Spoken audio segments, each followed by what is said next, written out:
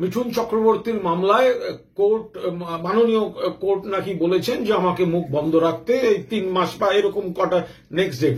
আমি বিন্দু বিসর্গ জানি না, কারণ এটা একটা এক্স পার্টি অর্ডার হয়েছে, আমরা কোনো নোটিশও পাইনি। ফলে আমি যতক্ষণ না কোর্টের কাগজ পাচ্ছি ততক্ষণ তো আমি এ বিষয়ে কোনো আমি জানি না।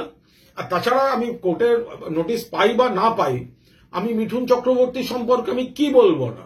আমি মিঠুন চক্রবর্তীর সঙ্গে 5টা চিট ফান্ডে তার থেকে আয় কে করেছে বুঝে নিন। গরমকালে গরম জামা পরে কে ঘোরে, আমি বলবো না মিঠুনদার নাম। কার স্ত্রী পুত্র ধর্ষণ এবং নারী অত্যাচারে যুক্ত, আমি এইটুকু তো বলতে পারবো, আমি বলবো।